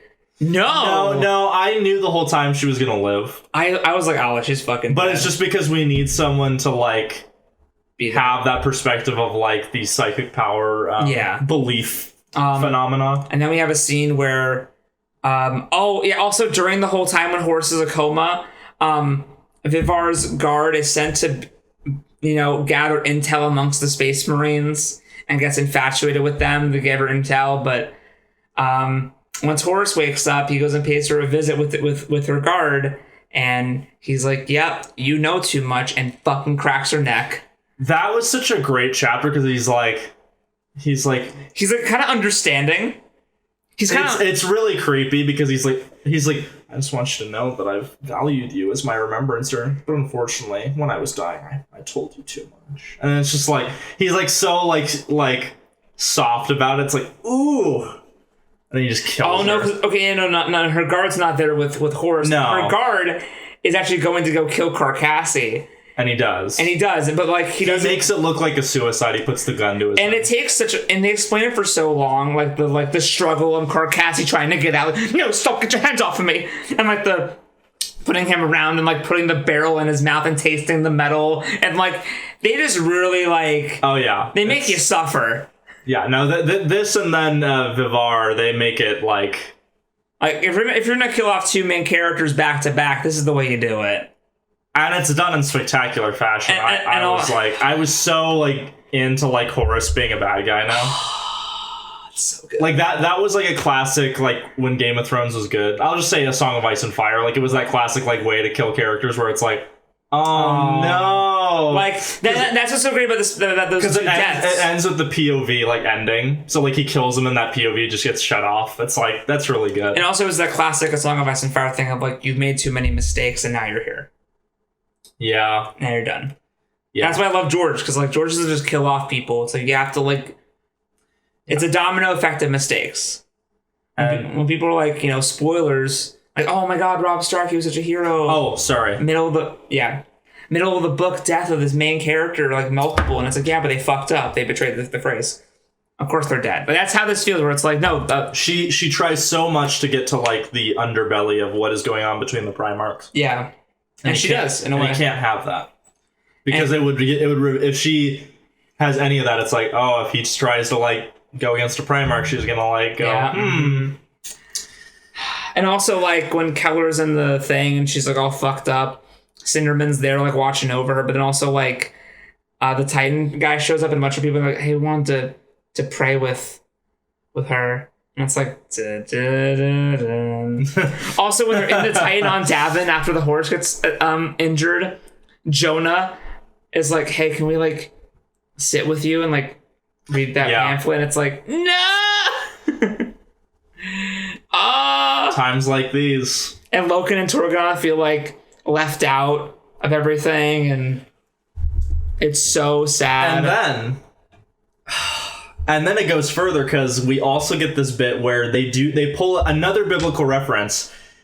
Horus pulls a fucking King David and is like, I'm gonna send these trusted generals of mine to the front line so they'll die.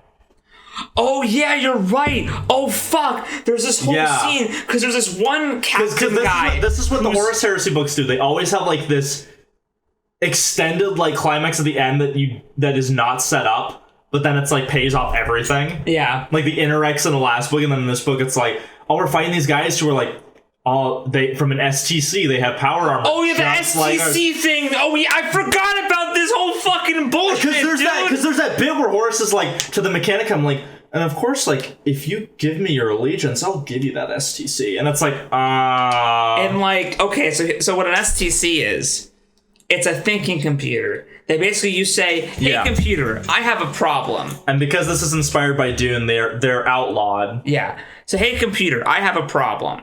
I want to be able to do XYZ, but without having to deal with ZBA or whatever. And it's like, okay, I see you have these supplies, these things. Here's the blueprint. You can make this. Oh, I need to create this vehicle, but unfortunately, I only have ethanol. Well, I've made an ethanol engine for you. You don't need to use like this material. Yeah. It's like, oh, cool. Like, hey, computer, I need to build a house, but all I have is like, this weird material. Well, show me the properties. And they go down to meet with them, and then in a parallel to the to the Interrex. This is the opposite of the Interrex. Horus just fucking shoots the leader in the head. Yeah, straight up. He holds up. It's the same as his STC. He's like STC. He's like, what did you just say? And the guy's like, the STC. That's why our technology is so much. Boom, shoots him in the head. And like he kind of lifts his staff, but it's like very clearly not to hurt him. And then afterwards, they're like, "Oh, the guy was gonna kill him." Yeah, kill Horus. It's like, because they go to this planet, like along the way, and then everyone there has like almost Space Marine armor, and everyone's kind of like, But they don't have bolters. They're kind of more like swords and stuff. And it's this long drawn out battle, and there's this one captain who the whole like second half of the book's been like, "Yo, the Space Marines killed civilians. That's really fucked up." It's not good. And then we have to have them pay. We have to have them like put on trial or something. Yeah. And then like he like gets killed in the front lines of this battle. There's this other Primarch there. Angron's there. The World Eaters. This guy's a dick. Well, he's the Mountain. Yeah. Basically, like he just all he knows is like violence. And isn't it like I forget who it is? Who's observing him going like, yeah, this guy is like I don't trust like that. Loken, right? I think it might be Loken, where he's like, yeah, like... Because, he sends out Loken and Torgon to be the front lines of this final big assault. And they're like, oh, man, well, he gave us the position of honor, but, like, this doesn't feel right. Like, I feel like this is... And it's like, and me, who is like, I'm like, oh, this is King David sending out the guy so he can die in the war. And it's like... They didn't. And then, like... Angron gets buried under some fucking rubble for like most of the battle, then they go and win it. And then they like blow up most of the World Eaters. Yeah. They have instantly. This mine and just boom! And then, of course, that causes the Astartes to go in and commit, like, horrible atrocities, which most are just hinted at. They don't explain, like, in too much detail. But... And then, eventually, this other foe, submits defeat. And they're like, yeah, we hope you're fucking happy with yourselves and your goddamn warmongering ways. And this guy just, like, deconstructs them, and then Angron pops out and just slices them in fucking half. And it's like, oh, well, that guy was cool for a second. And then they find the body of the captain who was saying bullshit, and they're like, wait a minute, this is one of our rounds in him. Yeah. And then Loken and Torgon's are like, ah, shit, dude, this is some fucking sussy bullshit.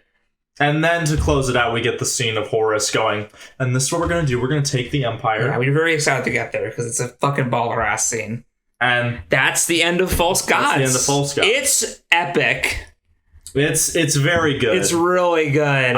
It's Grant McNeil doesn't quite do some of the same things as Dan Abnett does, especially with characterization.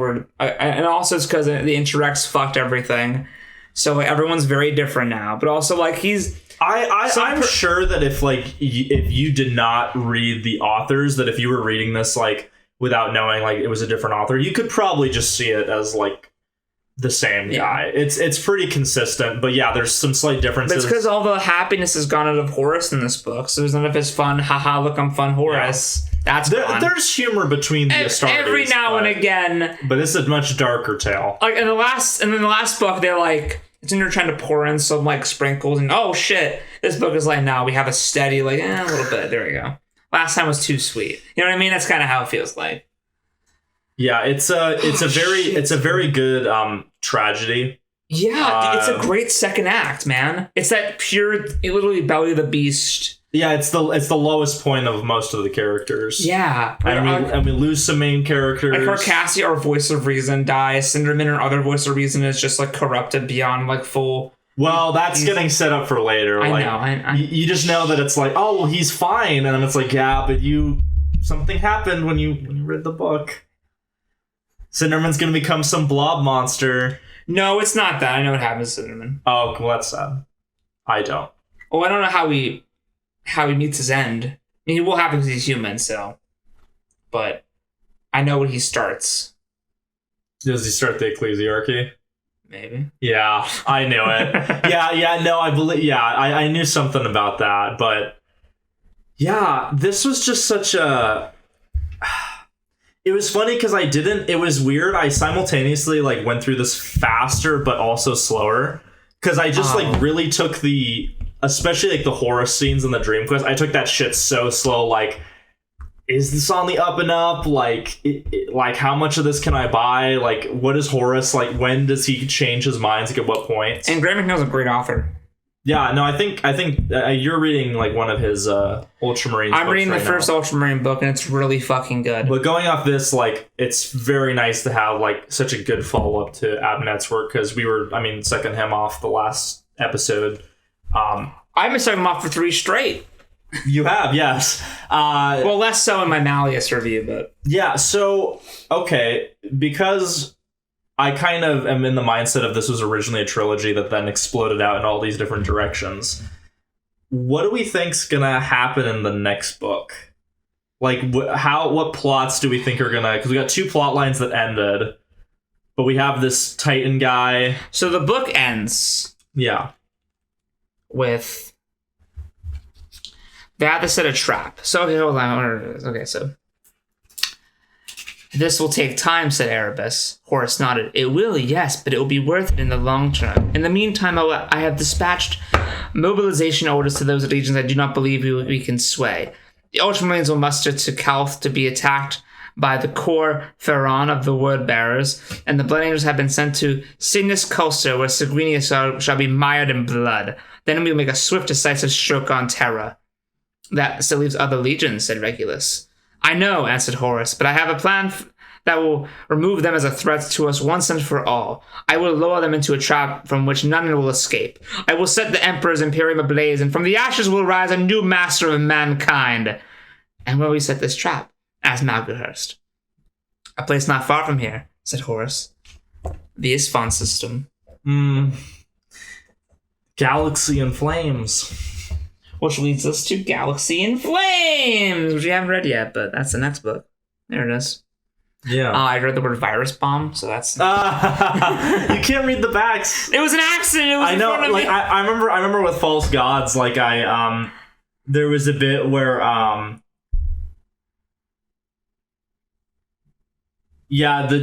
read like part of this when it talks about the jealousy and resentment of his brother Primarchs, and then injured in combat on Davin. I'm like, fuck. Shit. Hey, you can't do that. So I just don't read the backs of these. It's like when you watch a show and it's like, oh, next time, like, no, fuck you.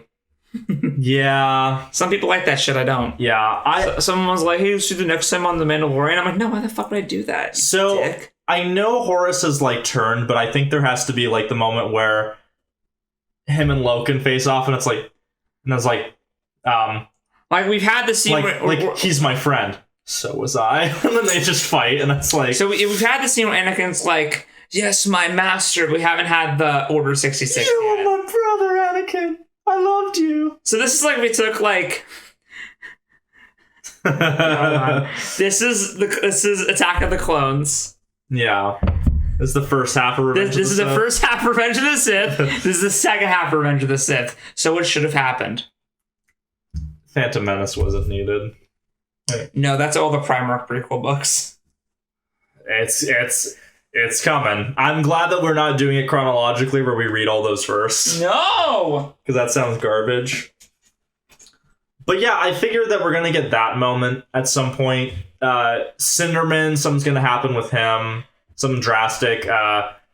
Keeler's got her whole arc, and then... Mercedes needs some shit to do. Yeah, Mercedes for 2 books has been on the fucking bench. That's being saved for something. It's gotta be. Because Karski's dead, so I feel like maybe she picks that up. Because Keeler's on her whole religious thing, so she's not going to pick up the Carcassi plotline. No, nor is Carcass. No. Carcass. And everyone's like, oh, it's so sad he killed himself. And I'm like, cut that. Cut. And so I think that might be what her role is, because Vivar and him died, so we need to remember and sort of continue the plot line along. Yeah, because the other one's, dead, religious nut. So no help. So no help whatsoever. And so, and then we got all the players in position. The threat of, because Carcassi's dead, Loken still has to be out of the picture. So I think like midway through the next book, we're going to get some Abaddon versus Loken. Oh, the duel. Yeah, we're gonna get that. Malagurst is probably gonna be like doing some stuff. I'm very curious about how, because I believe the next book is Ben Swallow. Let me double check that. No, Ben Counter. Ben Counter. The 4th book is James Swallow. James Swallow. And also, I'm sorry guys, I don't own a Ben Counter book yet. I own like 7 James Swallow books though. And then book 5 Fulgrim is Graham McNeil returns. So Graham McNeil comes back before Abnett. Oh yeah, well Abnett's like, they're really special. He's like every every 7 or 14 books. Yeah. I need to get a Ben Counter book, so I mean, I would say leave a recommendation, but we're recording these like months in advance before you release them. Yeah. But I'll say like the tension in this book is great. Like the Nurgleites are really terrifying. Like the forces of chaos have not lost their edge at all. No. But like I thought that, because that's honestly the big thing. I was like, okay, like what's the characterization, and like does chaos remain as creepy as it was at the Whisperheads in the first book? And it does. And like that's fantastic. Like the plot's rocketing forward, which is great, but it also makes me go, I'm really hoping like the upcoming books, like after 3, are, it's probably just going to slow down like the main plot line a lot. It has to. Because they're like, oh, we do like 1, 2, 3, and then we're at Terra, and it's like it's going to be more like 10 I'm things. really surprised that this book was the book it was. 100%. Yeah, I thought this one was kind of going to slowly bring it to like at the end of this book, Horus maybe gets injured. Yeah. That's kind of how I gauged it. Like, oh, at the end of this book, Horus starts to get tempted. But it's like, no, it's like it starts in like halfway through the book. Because that was the one thing I was spoiled on with this, was I was watching a Luton video, and he was like, yeah, so Horus gets shown the future, so this is a weird predestination paradox, and it's like, okay. I've actually stopped watching him because I'm like, yeah, no, I've cut him because I'm like, no, it's too. Because I was watching his stuff in chronological order, and then I skipped over like the 2 Horus Heresy videos, like when the Horus happens, and I'm like, but there's so many references to stuff that happens, I gotta just like stop. It's important. You have to like really just. So I've cut myself off, even though I love. Louis Tan's great if you either don't want to read the books or if you've already read them. If you're in the middle, it's like you can't. I would say he's unless good it's at, like specific. He's good at like if you want to watch like, a couple of his videos to get into Warhammer. Yeah, because I would not start Horus Heresy with like no knowledge. No. I'm saying it's like you have to either have like be someone who's not going to read the books or has barely started, or yeah. He's good for like specific like I want to know about this specific thing like STCs. What's that? I'll read this. And I watched that whole video, it's so when he mentioned STCs, I'm like. I gotta set that shit I had that video halfway through watch when that scene happened, and I was like, "Oh, that's so fucking funny!" Oh, fuck, I know what that is. Because I watched it like a month ago. Yeah, and then it was like, "Oh wait, we got it from an STC." I'm like, "That is a secret that will come back later." So I love this book. Yeah, it's really good. I tore through it because I was like, "Yeah, Jesus is great." Yeah, it's extremely good. Abnett and McNeil are a very good tag team. They are. And they're cute. They acknowledge each other in the openings. Yeah, it's very adorable. And so I just hope that Ben Counter is good. You know? Yeah, man. I hope Ben Counter picks it up, man. I have to get a Ben Counter book is the thing. Yeah. So I got from James Swallow. I have his Faith and Fire, Battle Sisters book, and then I have his 2 Blood Angels books. We gotta move to like a house, dude, and get a basement where we just store all the Warhammer shit. Like, this shit is not working. I have a shelf that is slowly taking over the whole thing. The sci-fi shelf, like the Star Wars books, are getting pushed to the edge. It's like, ooh. And now up here, like, the Mass Effect and Star Trek books that were there are now, like, just kind of, like, up top somewhere out of sight. So it's like, ah, shit. And then, like, my other, like, the Martians down here, it's like, ah, fuck me. Yeah, it's a bad time, encroaching. Man. But yeah, strong recommend for this book. I really hope that people who are watching this like choose to read them as we go through because it's just very rewarding. Even knowing there's like 50. Well, it's not really 50 because we're doing all the audio dramas and all. When's the first audio drama? That's not till after like I can actually look it up, but that's not after till like book 7. And then we get like 2 audio dramas. Fuck yeah. Well, hey guys, thank you all so much for watching this video. Hope you're enjoying the Escape Pod going through Warhammer 40k/30k. And I've been Sal. I've been Josiah. Do you want to look it up real quick? Yeah.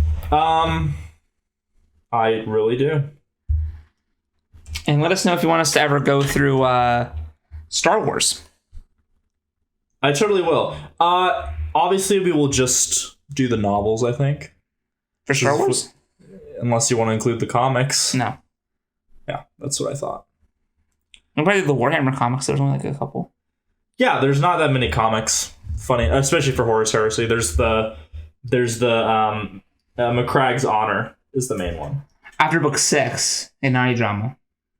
Yeah, so Descent of Angels, then we get 2 audio dramas, and then books 7 through 12. And then we don't get an audio drama till after book 14 and Aurelian. Because Aurelian ties into First Heretic. Josiah made a beautiful spreadsheet. It's insane. Like, it just keeps going. We should make that public. I should. But hey, guys. Because the long-term plan, 10 years from now when we finish this, is to do like the entire Horus Heresy, everything connected to it, and then the Siege of Terra, and then the Beast Arises, because that's kind of like the next big chunk after Siege of Terra. That's only 12 books. Yeah. Thank you, everyone. See you later as we dive more into Heresy. Like, comment, subscribe. And share with your Warhammer neckbeards. And be sure to praise Horus, the Emperor. You watch yourself.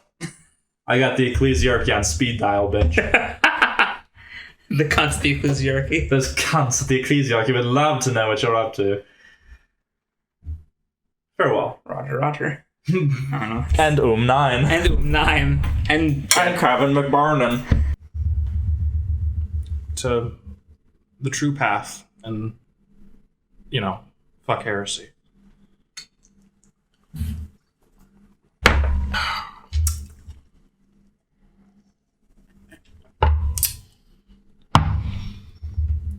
Hello, everyone, and today a bit of ice just fell off this fucking whiskey bottle. Okay,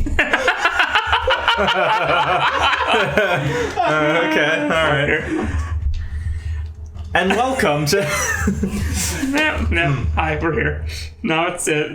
the bloopers are being kept as separate things. All right.